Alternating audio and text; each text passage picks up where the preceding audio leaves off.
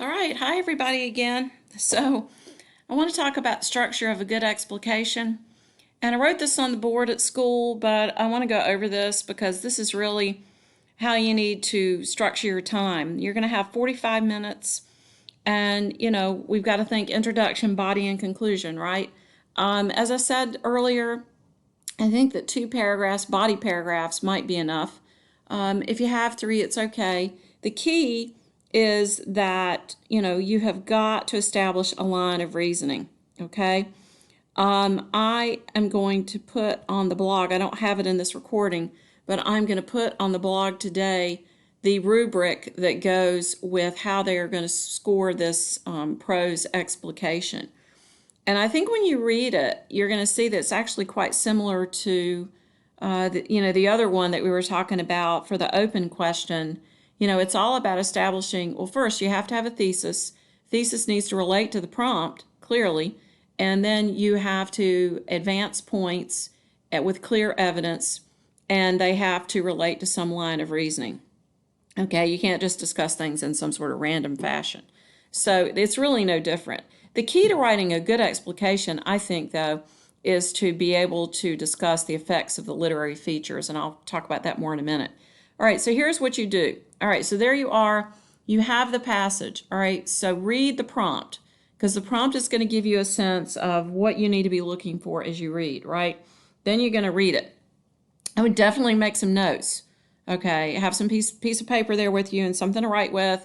And as you're reading, you're skimming. What's going on. What's happening. I have context here.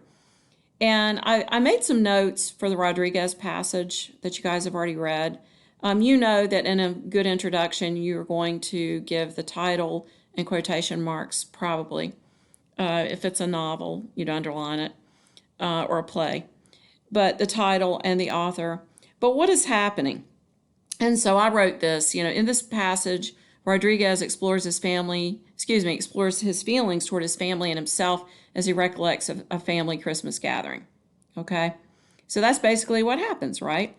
Again, keep in mind back when we looked at the prompt, we were tasked with looking at how Rodriguez views his family and himself, right? What is his attitude toward himself and his family? So I've got to keep my focus on that. All right, so now, as I said, I have it in red here. The thesis has to relate to the prompt. So Rodriguez depicts the materialistic success of his adult siblings and himself, but he also shows the emotional distance among family members and his aging parents' vulnerability, which causes him to feel remorse. Okay, so that is the line of reasoning. Okay, and I talked about that a little before. So, on the one hand, you have this materialistic success, which his mother predicted. On the other hand, and I think that's what's ironic, on the other hand, you have this emotional distance, and, his parents, you can see them aging, and they're a bit fragile and vulnerable. And I think again, what is his attitude toward that? What is his attitude toward his family and himself? Well, he sees his parents as aging and being vulnerable and fragile. He thinks his siblings are self-centered. And I think he sees himself also in that category. And I think he does feel remorseful, about this. So that's why I included that. So I think that if you were to talk about part of this, that would be okay, but you would never get a top score. Okay? That's what you've got to do. Remember how we talked about in class that a lot of times they ask about, especially the open question, but it could be here as well with an explication, to talk about the complexity of something. How is it complex? And that's what this is. That's what I'm trying to show you. It's nuanced. It's not just this. He's not just talking about the siblings' wealth or material success in the passage. He's reflecting on a lot of things. And so you want to try to capture all of that. Okay. Some people in a thesis like to include the list of features, like the ones that they gave you, the narrative structure and the manipulation of language, blah, blah, blah. I don't think you have to do that at all. And I don't like thesis statements that are lists anyway. So you don't really have to do that. Okay. If you're able to do it in a smooth, coherent fashion, I don't think they'll count off for it, however. All right, so the body paragraphs. Well, what are we going to do? I mean, I think that you have got options here. In this case, they've asked you to talk about particular features.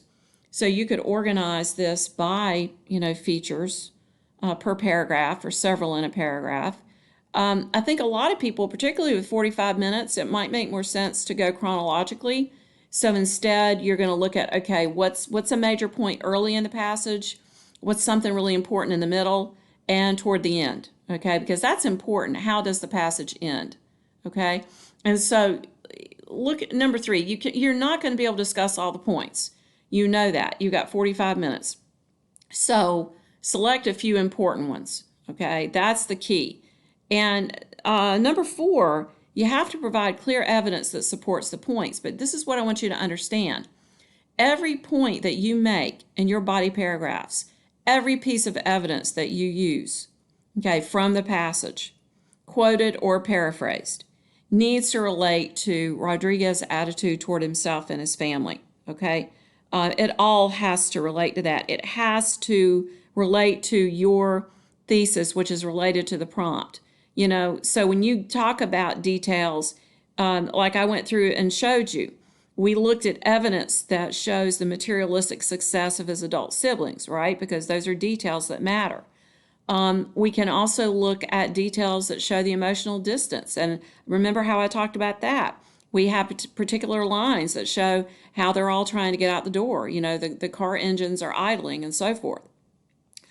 We have the aging parent's vulnerability, and I showed you a couple of details there. The father's arms that feel thin. So, everything that you talk about in terms of literary feature, it can't just be random or general. It has to support and tie in directly with your thesis, which is, of course, related to the prompt. Okay, so it's very tightly focused here. So the effect of the literary feature, I mentioned this before. So, let's say, for example, you find a simile, and there it is, and you identify it as a simile, in your passage, and, that's great, but it has to be important in some way to, to the interpretation of the passage that you are giving, okay? It has to tie in and support the point that you're making. I think that tone and irony are important. And if you can successfully talk about tone and as well irony, if it's apparent, I think everybody knows what irony is. We've talked about that a lot, the violation of expectation. Remember, you can have dramatic irony or you can have situational irony, right?